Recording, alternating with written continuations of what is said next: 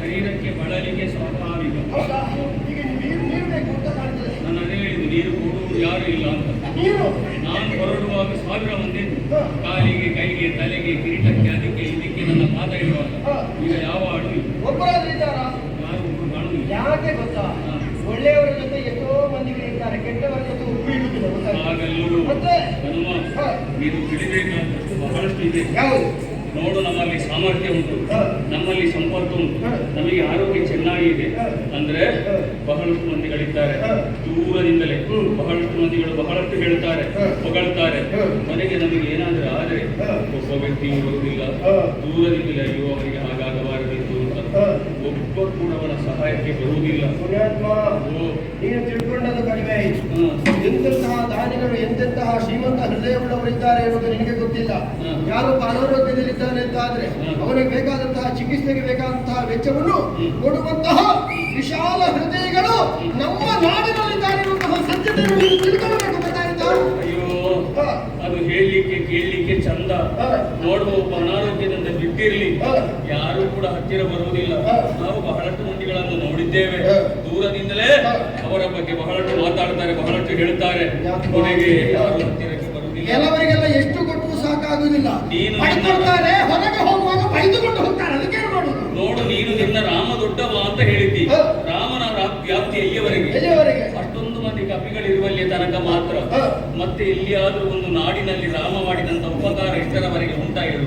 ರಾವಣ ರಾಮನ ವ್ಯಾಪ್ತಿ ಇಲ್ಲಿಯವರೆಗೆ ಇರುವ ಹಾಗೆ ನೀನು ತಿಳ್ಕೊಂಡಿರಬಹುದು.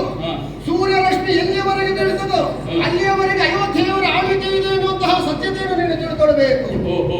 ಯಾವುದು ಯಾವ ಕಾಲಕ್ಕೆ ಯಾರಿಗೆ ಏನು ಬೇಕು ಅದೆಲ್ಲವನ್ನು ನೀಡುವಂತಹ ಶಕ್ತ ಶ್ರೀರಾಮಚಂದ್ರ. ಗೊತ್ತಾಯ್ತಾ? ಅಂತ ಒಂದು ನಂಬಿಕೆ ನಿನ್ನಲ್ಲಿ ಇದೆ ಅಂತಾದ್ರೆ ನಿನ್ನ ರಾಮ ಆ ಸೂರ್ಯರಶ್ಮಿ ಎಲ್ಲಿಯವರೆಗೆ ಬೀಳ್ತದೋ ಅಲ್ಲಿಯವರೆಗೆ ತನ್ನದಾದಂತಹ ಯಾವ ಆಳ್ವಿಕೆ ಇದೆ ಅದು ಎನ್ನುವುದು ಸತ್ಯವಾದ್ರೆ ಎಲ್ಲವರು ಕೂಡ ಅವನ ನೆರಳಲ್ಲಿ ಬಾಳ್ಲಿ. ರಾಮರಾಜ್ಯ ಆಗಬೇಕು ಅಂತ ಪ್ರತಿಯೊಬ್ಬರು ಕಾಯ್ತಾ ಇದ್ದಾರೆ. ಆದ್ರೆ ನಿನ್ನಂತಹ ದುಷ್ಟ ಶಕ್ತಿಗಳಿರುವಾಗ ಅದು ಆಗುವುದಿಲ್ಲ ಎನ್ನುವುದು ಸತ್ಯ. ನಾನು ರಾವಣ ರಾಜ್ಯ ಆಗಬೇಕು ಅಂತ ಹೇಳಿದ್ದು. ನನ್ನ ತಪ್ಪು ಎಲ್ಲಿ ಉಂಟು ಅಂತ ನಮ್ಮೆ ನೀನು ಹೇಳು. ಹೌದಾ? ನಿನ್ನ ತಪ್ಪು ಹುಡುಕುವುದಕ್ಕೆ ನಾನಲ್ಲ, ಇದ್ದಾನೆ ಶ್ರೀರಾಮಚಂದ್ರ. ಈಗ ನಿನಗೆ ನೀರು ಬೇಕಾ? ನಿನಗೆ ನನಗೆ ನೀರು ಕೊಡೋದು ಬೇಡ. ಬೇಡವಾ? ಅಲ್ಲ, ಕೆಲವರಿಗೆಲ್ಲ ಸಾಯುವ ಕಾಲಕ್ಕೆ ಬಾಯಿಗೆ ನೀರು ಸಿಗುವುದೇ ಇಲ್ಲ. ನೀರನ್ನು ಶೇಖರಿಸಿ ಸಂಸ್ಕರಿಸಿ ನನಗೆ ಬೇಕಾದ ಹಾಗೆ ನಾನು ತೆಗೆದುಕೊಳ್ಳುತ್ತೇನೆ. ನೀರು ಕೊಡಬೇಕು ಅಂತಿಲ್ಲ, ಅದು ನನಗೆ ಔಷಧ. ನಿನಗೆ ನೀರು ಬೇಕಾ? ಬೇಡವಾ? ಔಷಧಿ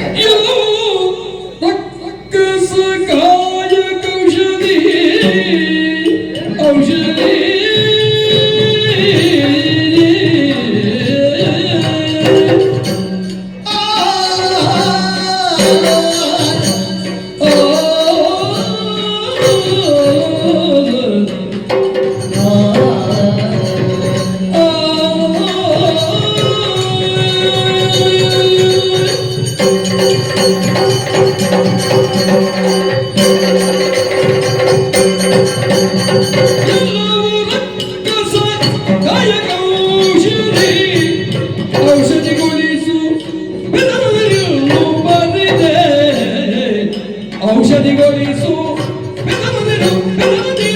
ಬೆದರದಿರು ಬನಿದೆ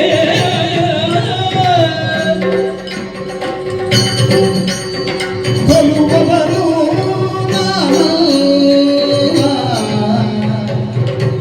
ನಿನ್ನ ಕೊಲ್ಲುವವರು ನನ್ನ ಬಣ್ಣದಲ್ಲಿ ಬಳಲಿದವನ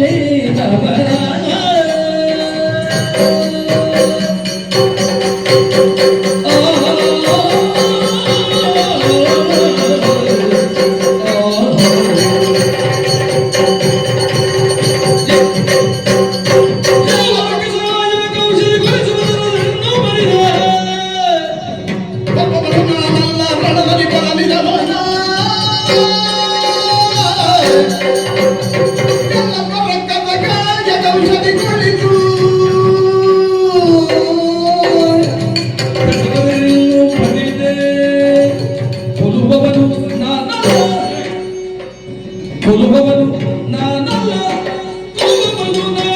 ರಣದಲ್ಲಿ ಬಳಲಿದವನ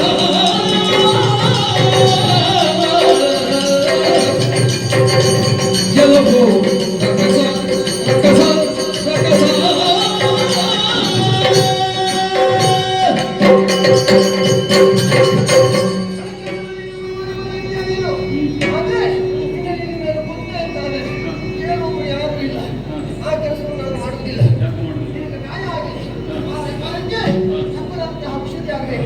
ಅದಕ್ಕಾಗಿ ಯೋಗ್ಯ ಪಂಡಿತರು ಎಲ್ಲಿದ್ದಾರೆ ಎನ್ನುವ ಹಾಗೆ ಅರಸುತ್ತಾ ಹೋಗು. ಆ ಕಾರ್ಯವನ್ನು ಮೊದಲಾಗಿ ವಾಸಿಗೊಳಿಸಿಕೊ. ಆಮೇಲೆ ಕೊಡುವುದಕ್ಕಾಗಿ ಶ್ರೀರಾಮ ಮತ್ತೆ ಬರ್ತಾನೆ. ಮಗ ಈಗ ಹೋಗು, ಗೊತ್ತಾಯ್ತು? ನಾನು ಹೇಳಿದ್ರೆ ಹೋಗ್ಬೇಕು. ಇನ್ನಷ್ಟೇ ಹೋಗಿ ಮತ್ತೆ ನಿನಗೆ ನಿಲ್ಲುವುದಕ್ಕಾಗುವುದಿಲ್ಲ, ಹಾಗಾಗಿ ಹೋಗುದಂತ. ಔಷಧಿ ಇನ್ನೊಂದು ಮುಗಿಯಿತು ಅಂತ ಹೇಳ್ತಾರೆ.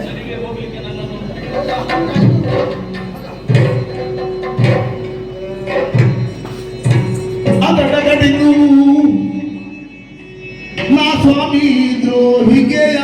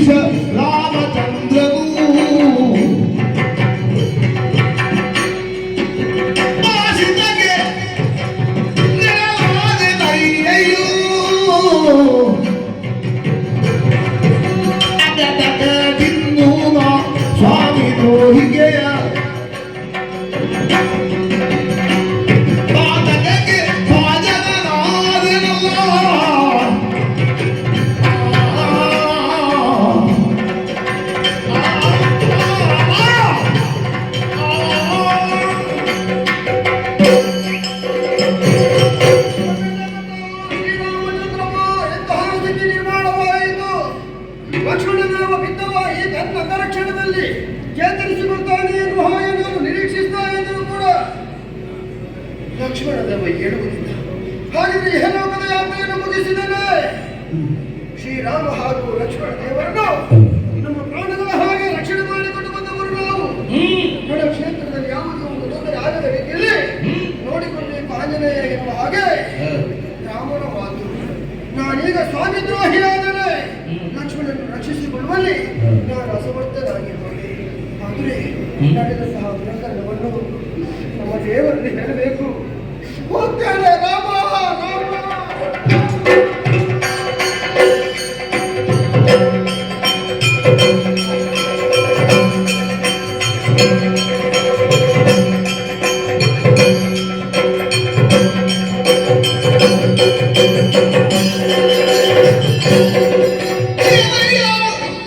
ವಾಯು ಸಂಜಾತ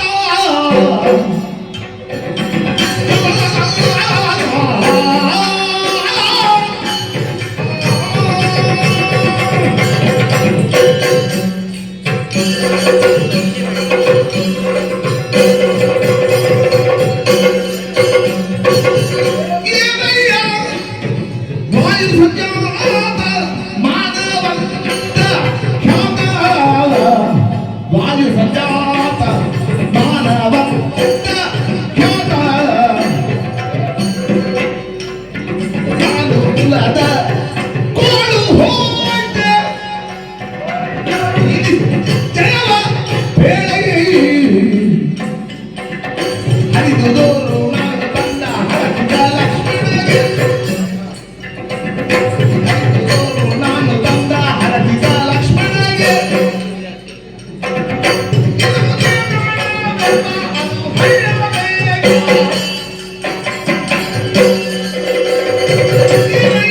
ವಾಯು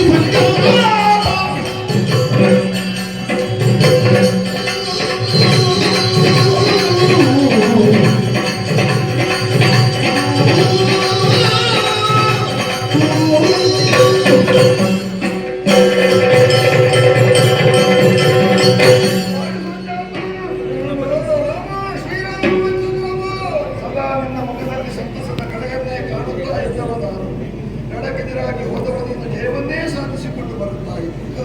ಈ ಹೊತ್ತು ಹಾಗಲ್ಲ, ಪ್ರಾತಃ ಕಣ್ಣೀರನ್ನು ಇಳಿಸ್ತಾ ಇತ್ತು.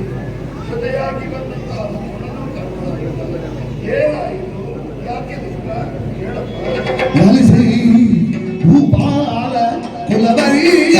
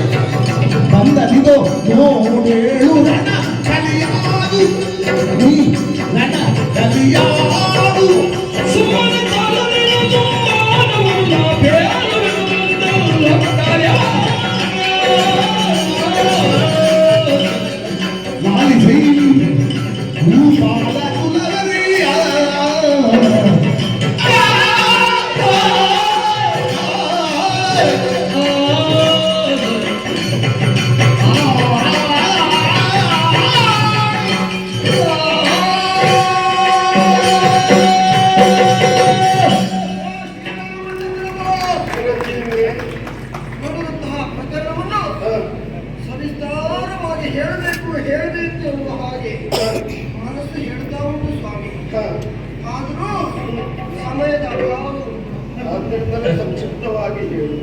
ಅಭಾವ ಅಭಾವ ಅಂತ ಮಾಡುವುದನ್ನೆಲ್ಲ ಮಾಡಿ ಮುಗಿಸಿರಿ. ಸಮಯ ಮೀರುತ್ತಾನೆ ಯಾವುದಕ್ಕೆ? ಅದೋ ನಮ್ಮ ವಿರೋಧಿ ಸ್ಥಾನದಲ್ಲಿರುವಂತಹ ಆ ರಾವಣ ಅಟ್ಟಹಾಸದಿಂದ ನಮ್ಮನ್ನು ನಿರೀಕ್ಷಿಸ್ತಾ ಇದ್ದಾನೆ. ಹಾಗಾಗಿ ಅವ ಯುದ್ಧ ಬರುವುದಕ್ಕಿಂತ ಮುಂಚಿತವಾಗಿ ನಾವು ಯುದ್ಧಕ್ಕೆ ಸನ್ನದ್ಧರಾಗಿದ್ದೇವೆ ಎಂದು ಅವನಿಗೂ ತಿಳಿಯಪಡಿಸಬೇಕು. ಅದಕ್ಕಾಗಿ ಕೋಲಮಂಡವನ್ನು ಎತ್ತು ಬಾಣವನ್ನು ಸಿದ್ಧನಿಗೆ ಜೋಡಿಸು, ಅವನನ್ನು ವಧಿಸುವುದಕ್ಕೆ ಮುಂದಾಗು ರಾಘವ.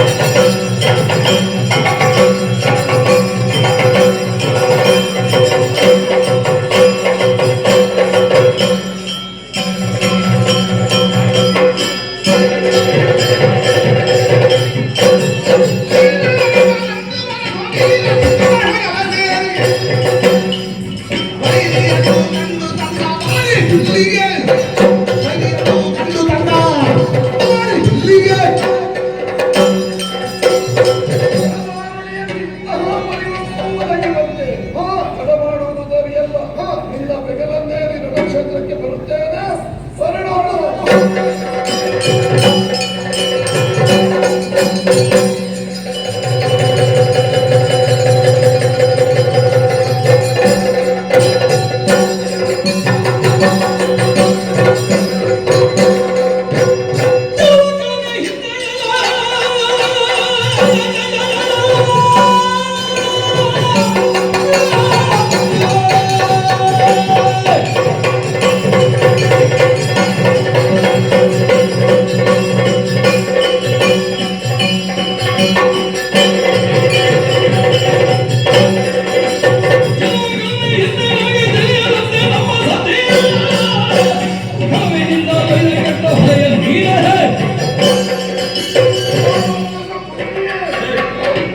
ಕೊನೆತನದ ಕಾರ್ಯವನ್ನು ಮಾಡಿದೆ.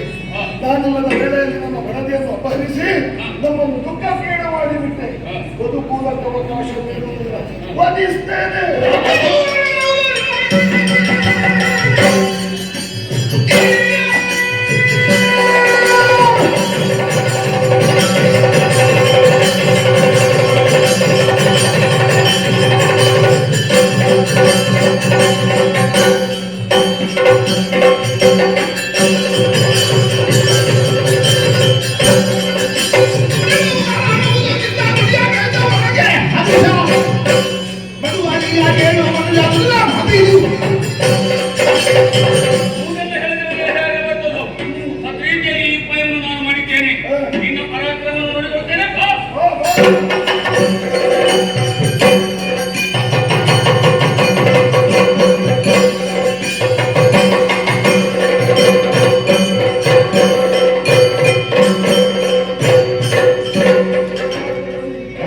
ಜೀವದಾನ ಮಾಡಿದ್ದೇನೆ.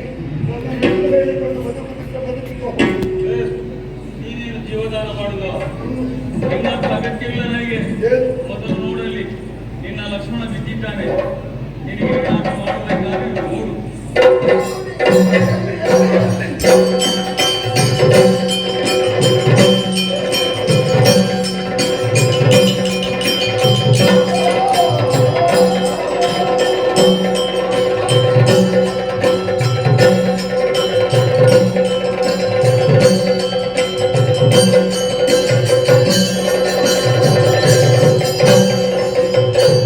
ಅಯ್ಯೋ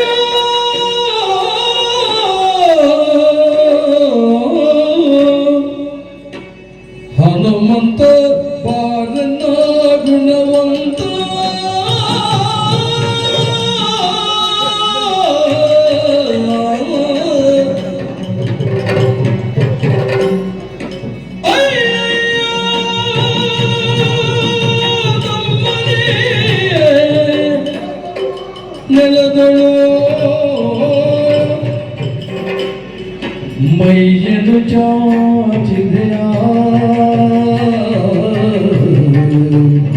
ತಮ್ಮ ನೆಲದುಳು ಮೈಯನ್ನು ಚಾಚಿದೆಯ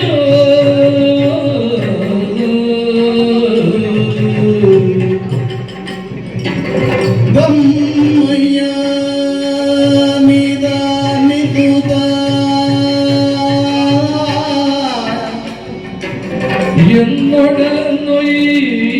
എന്നൊടലൊയ്യനെ മാതാടോ മാതാടോ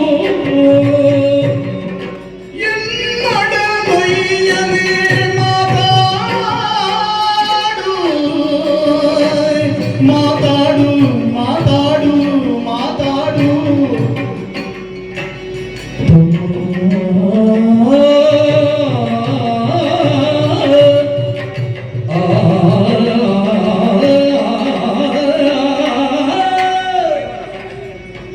ತಮ್ಮ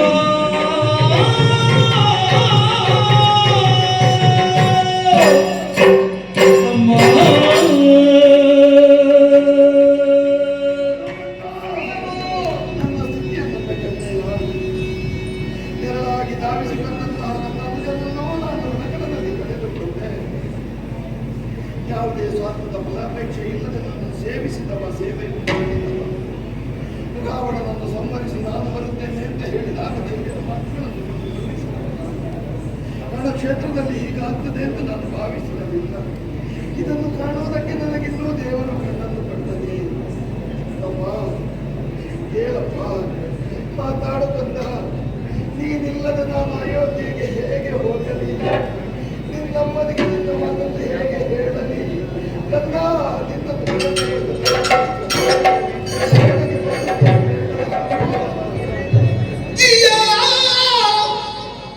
ಚಿಂತೆ ಬಾಧೆಗೆ ಬಿಡು ಬಿಡು ಮನದಿನ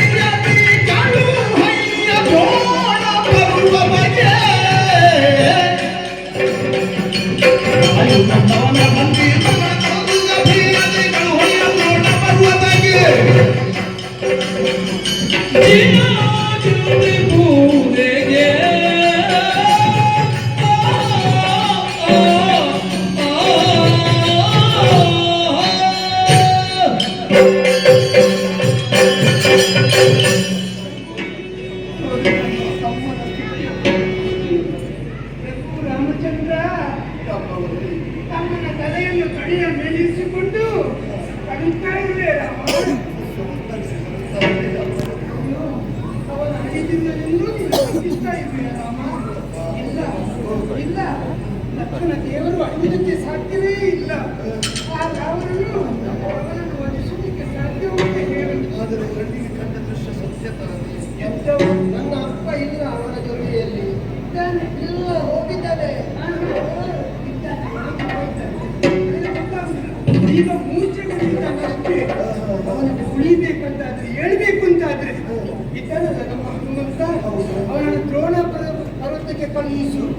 ಅಲ್ಲಿಂದ ಸಂಜೀವಿನಿ ಕಡ್ಡಿಯನ್ನು ತಂದು ಅವನಿಗೆ ಸ್ಪರ್ಶ ಮಾಡಿದ್ರೆ ಹೇಳ್ತಾನೆ ರಾಮ, ಹೇಳ್ತಾನೆ. ಹೌದು ರಾಮ. ಅವನಾಭಿಮಜನೆ ಒಂದು ಉಪಕಾರ ಮಾಡುವುದನ್ನು ಹೇಳಬಾರದು ಸ್ವಾಮಿ. ಉಪಕಾರ ಏನು? ಹಾಗೆ ನಿಮ್ಮ ಸೇವೆ ಮಾಡುವುದಕ್ಕಾಗಿ ಇರುವುದು ನಾನು. ಈ ಕ್ಷಣವೇ ದ್ರೋಣಾಚಲಕ್ಕೆ ಹೋಗಿ ಸಂಜೀವಿನಿಯನ್ನು ಕೊಟ್ಟು ಆ ಲಕ್ಷ್ಮಣ ದೇವರನ್ನು ಬದುಕಿಸುವುದಕ್ಕೆ ನಾನು ಸಹಕಾರತ್ತೇನೆ.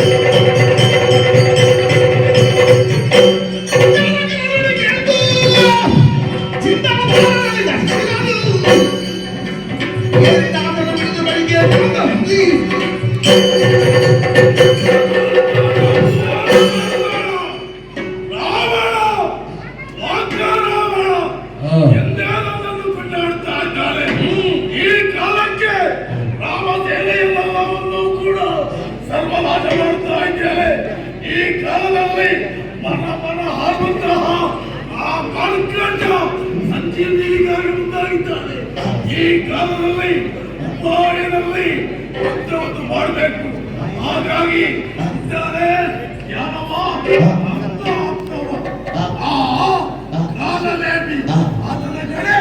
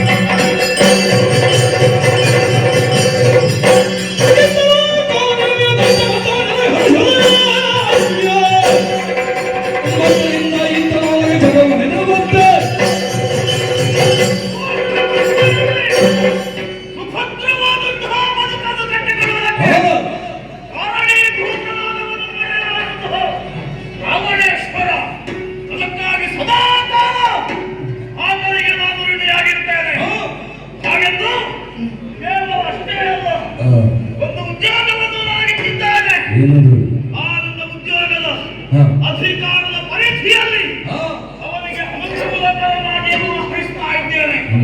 ನಮ್ಮ ಬರದ ವಿಚಾರವನ್ನು ಹೇಳದಿದ್ರೆ ವಿದ್ಯುತ್ಕಾಶಿ ಆಕಾಶಿ ಅನ್ನೋದರಾದಂತಹ ಬದುಕರು ಸದಾ ನನ್ನ ಒಬ್ಬಳಿಗಾಗಿ ಕಾಯ್ತಾ ಇದ್ದಾರೆ. ಮಾತ್ರವಲ್ಲ ಅಣಿಮ ಮಹಿಮ ಗರಿಮ ಮಹಿಮ ಪ್ರಾಪ್ತಿ ಕಾಕಾಮ್ಯ ಈಶಿತ್ವ ವಶಿತ್ವ ಎನ್ನುವ ಅಷ್ಟ ಸಿದ್ಧಿಗಳನ್ನು ಬಂದಂತಹ ನನ್ನನ್ನು ಎದುರಿಸುವ ವರ್ತಮಾನದಲ್ಲಿ ಯಾರೂ ಇಲ್ಲ. ಮಧ್ಯರಾತ್ರಿಯ ಕಾಲ ಯಾರೋ ಬರುವ ಹಾಗಿದೆ ಅಂತ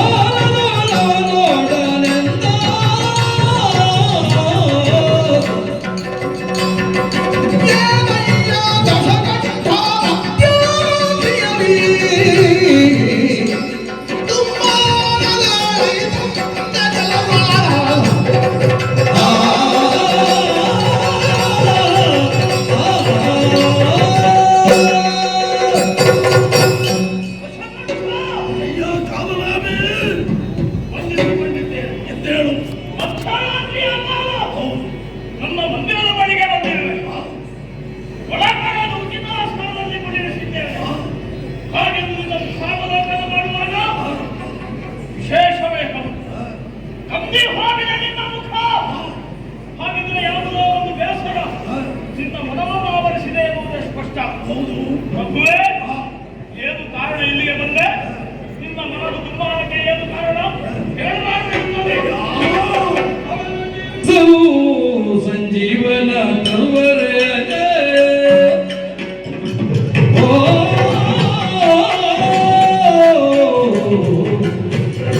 ಅವನ ಕೇಳಲು ಸಂಜೀವನ ತರುವರೆ ಅಪ್ಪವನ ಸಮುದ್ರೊಳಗಿರಿಯ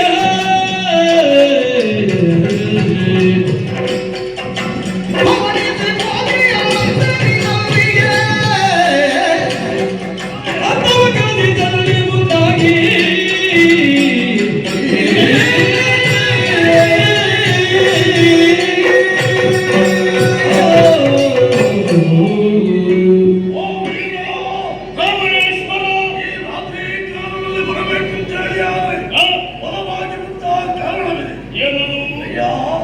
ನಮ್ಮ ಶತ್ರುಗಳಾಗಿ ಬಂದವರಿಗೆ ಯುದ್ಧವನ್ನು ಮಾಡುತ್ತಾ ಇರುವಂತಹ ಸಂದರ್ಭದಲ್ಲಿ ಅವರ ಪಾದ ಎಲ್ಲವೂ ಕೂಡ ತಲೆಗೊಳಿದಿರುತ್ತಾರೆ.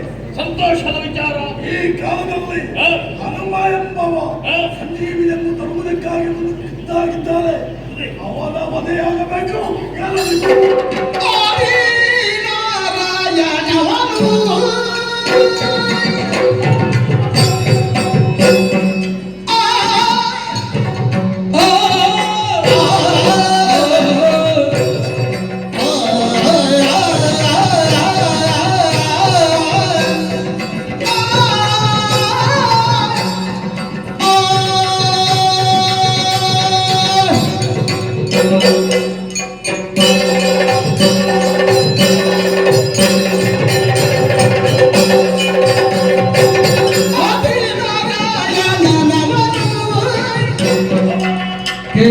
ನಿನ್ನಯ ಭೇದವು ಕೊಳ್ಳದ ತರಲಿ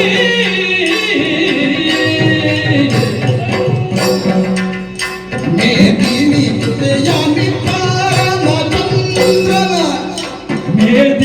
ಸುತೆಯ ನಿತಾನ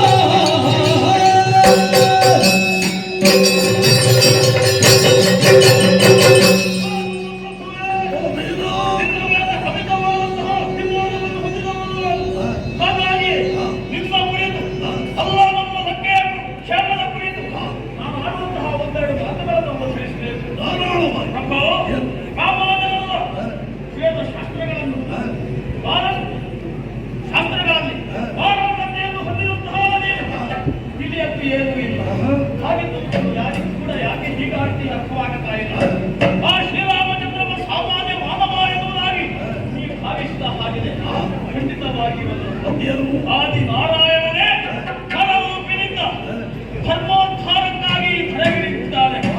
ಇದು ಜ್ಞಾನಿಗಳು ತಿಳಿದಂತಹ ವಿಚಾರ. ನಿನಗೆ ಯಾಕೆ ಅರ್ಥವಾಗಿದ್ದು ಇಲ್ಲ ಪ್ರಭೋ, ಈ ಕಾಲಕ್ಕೆ ಮೇಧಿನಿ ಸುತೆಯನ್ನು ನೀ ತಂದಿರುವೆ. ಸರ್ವಥಾ ಅಪರಾಧ ಇದು. ಹಾಗೆಂದು ಮಾಡಿದಂತಹ ತಪ್ಪಿನ ಕುರಿತು ಅಪರಾಧಿ ಭಾವ ಬಂತು ಎಂದಾದರೆ ಅದನ್ನು ತಿದ್ದಿಕೊಳ್ಳುವುದಕ್ಕೆ ಅವಕಾಶ ಇದೆ.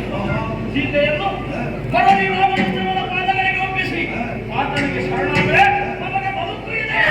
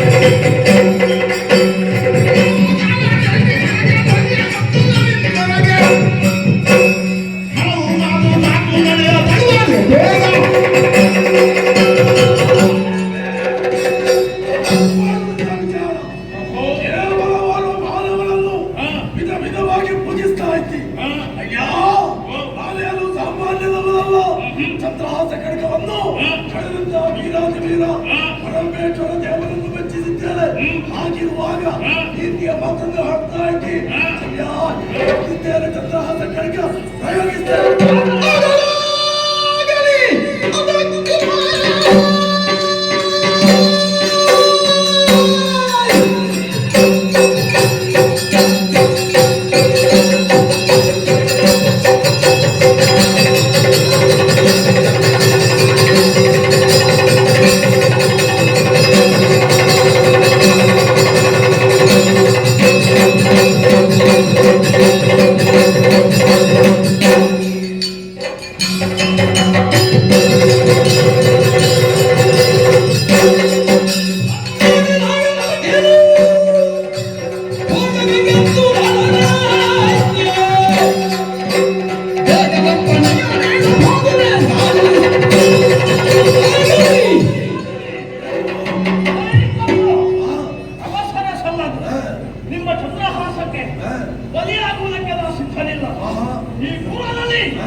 ನಿಮ್ಮ ಮಾವನಾದಂತಹ ವಾಣಿಜ್ಯ ನಿಮಗೆ ನಿದ್ದೆ ಮಾತನ್ನು ಹೇಳಿದ ಹಾಗೆಂದು ನಿಮ್ಮ ಕಾರ್ಯದಲ್ಲಿ ಸಹಕರಿಸಿ ಅದರ ಸ್ಥಿತಿಯನ್ನಾಗಿ ಎನ್ನುವುದನ್ನು ತಿಳಿಸಿ ಹೇಳಬೇಕಾದ ಅವಶ್ಯಕತೆ ಇಲ್ಲ.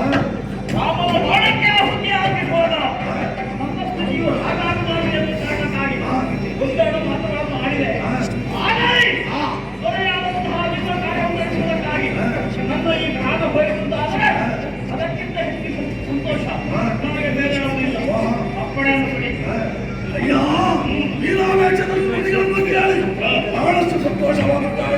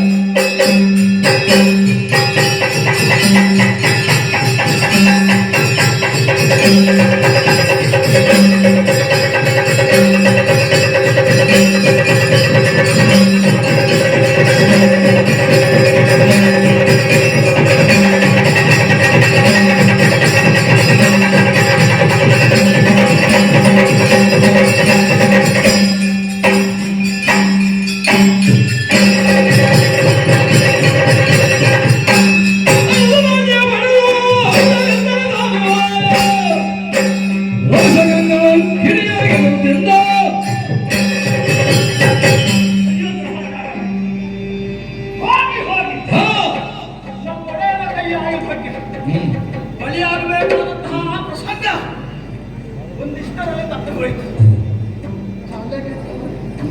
ಸಾಯುವುದಕ್ಕೆ ಹುಟ್ಟಿದ್ದು ಕಾಣ್ತಾರೆ. ಅನ್ನೋದನ್ನು ನಾವು ತೀರಿಸಬೇಕಾದ್ದು ನೃತ್ಯವಾಗಿ ನನಗೆ ಕರ್ತವ್ಯ. ಜಯ ಸಾಧನೆ ಹೇಗೆ? ಹೌದು, ಗೌರವಾಜ್ಯದ ಇರುವುದು ಆ ಹಿಮವತ್ ಪರ್ವತದಲ್ಲಿ ಸಿಂಧುವನ್ನು ಉತ್ತರಿಸಬೇಕು, ಅಲ್ಲಿಗೆ ಸೇರಬೇಕು.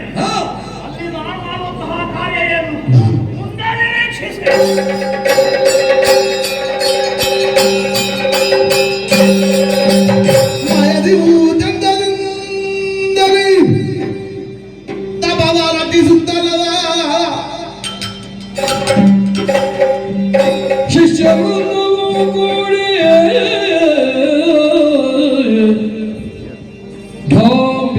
ವ್ಯಕ್ತಿ ಮುನಿವೇಶದಿಂದ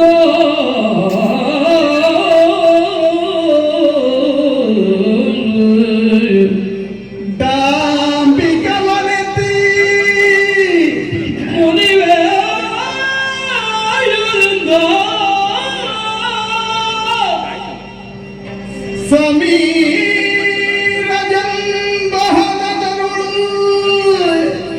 ನಾಸಿಗದಿ ಬೆರಳಿಟ್ಟು ನಾಸಿಗದಿ ಬೆರಳಿಟ್ಟು ನಾಸಿಗದಿ ಬೆರಳಿಟ್ಟು ಕುಳ್ಳಿ ನಾಸಿಗದಿ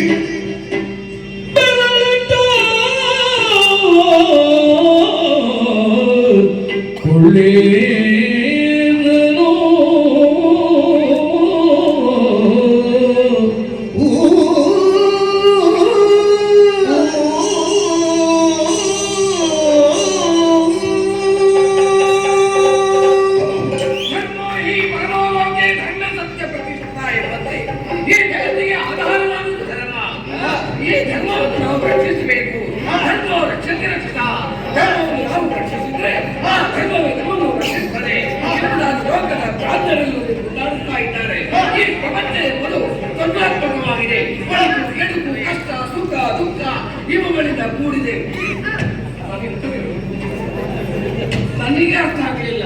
ನಾವು ಇಷ್ಟು ಮಾತಾಡಿದ್ದು ಯಾಕೆ? ವೇಷ ಮಾಡಿದ್ದಕ್ಕೆ ಬೇಕಾದ್ರೆ ನಮ್ಮ ಯೋಜನೆ ಏನು ಅಂತ ನಮಗೆ ಗೊತ್ತಿದೆ, ಇನ್ನೊಬ್ಬರಿಗೆ ಗೊತ್ತಾಗಬಾರದು. ನಮ್ಮ ಯೋಜನೆ ಇರುತ್ತೆ.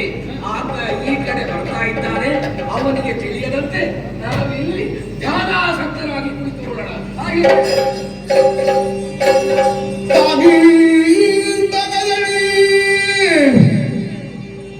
ಖರ್ಜೂರ ದ್ರಾಕ್ಷಗಳ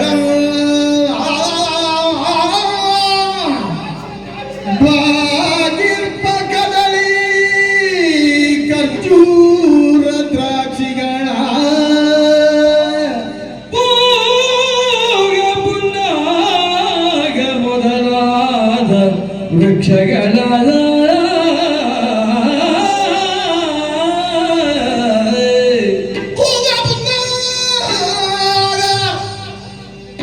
ಮೊದಲಾದ ವೃಕ್ಷಗಳ ವೈರವಿಲ್ಲದೆ ಕುಣಿವ ಹೇಗೆ ವೈರವಿಲ್ಲದೆ ಕುಣಿವ ವಿವಿಧ ಮೃಗ ಕುಲವ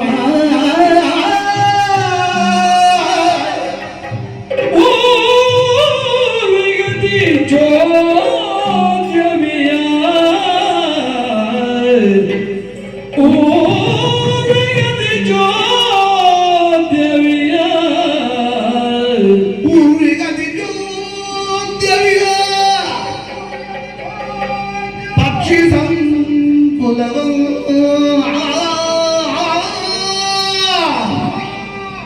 ಊರ್ವಿಗತಿ ಚೋದ್ಯವಿಹ ಪಕ್ಷಿ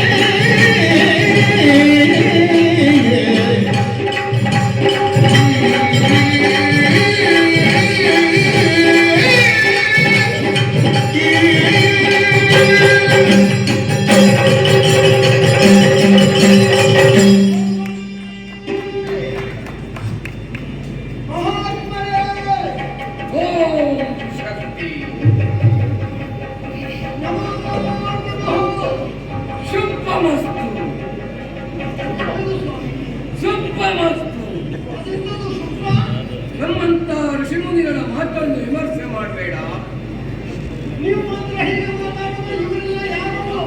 ಅವರಿಗೆ ಇನ್ನು ಉಪದೇಶವಾಗಬೇಕಷ್ಟೇ ನನ್ನ ಶಿಷ್ಯವರ್ಗ. ಉಪದೇಶ ಆದ ಮೇಲೆ ನಿಮ್ಮ ಹಾಗೆ ಆಧಾರ ಕಾಲವನ್ನು ನಿರ್ಣಯಿಸುವುದಕ್ಕೆ ಆಗುವುದಿಲ್ಲ.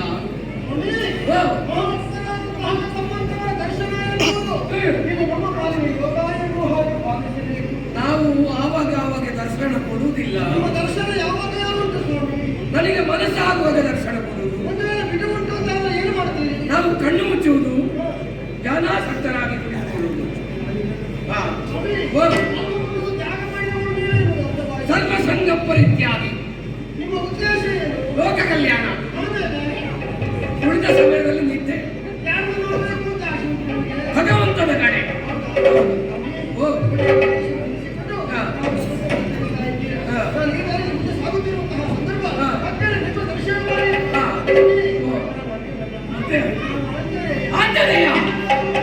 ಓ ಬಂದೆಯ ಹನುಮಂತ ಬಹಳ ಚಂದವಾಯಿತಯ್ಯ, ಬಹಳ ಚಂದವಾಯಿತಯ್ಯ.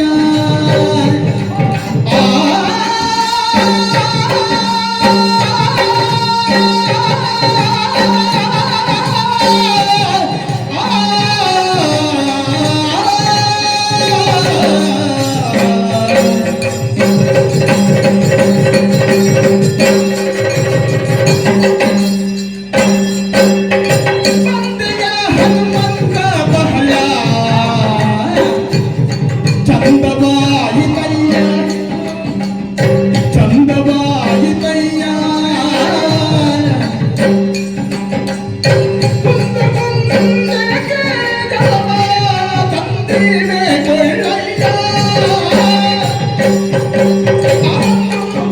ಸ್ವಾಮಿ ನಿಲ್ಲಿತು ಮುಂದಯ್ಯ ಬಹುದಯ್ಯ.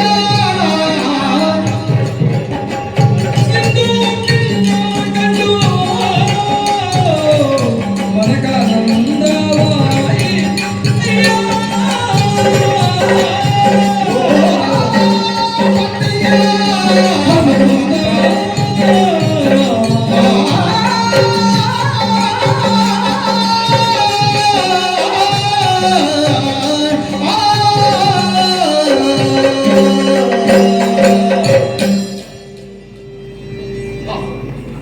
ಬಹಳ ಚಂದವಾಯಿತು. ನಿಜವಾಗಿ ಕುಣಿದದ್ದ ಯಾರಾದ್ರೂ ನಿಮ್ಮನ್ನು ಕುಣಿಸಿದ್ದ? ಇಲ್ಲಿ ನಿನ್ನ ಒಂದು ಕಾಣುವಾಗ ಕುಣಿಯುವಂತ ಆಯ್ತು ನನಗೆ. ಸಂತೋಷ. ನಿನಗಲ್ಲ, ನನಗೆ ಬಹಳ ಸಂತೋಷವಾಯ್ತಪ್ಪ. ಇವರನ್ನು ಕಣ್ಣು ಬಿಡಬಾರದು ಎನ್ನುವ ಹಾಗೆ ನೀವೇನಾದ್ರೂ ಹೇಳಿದ್ದೀರಾ?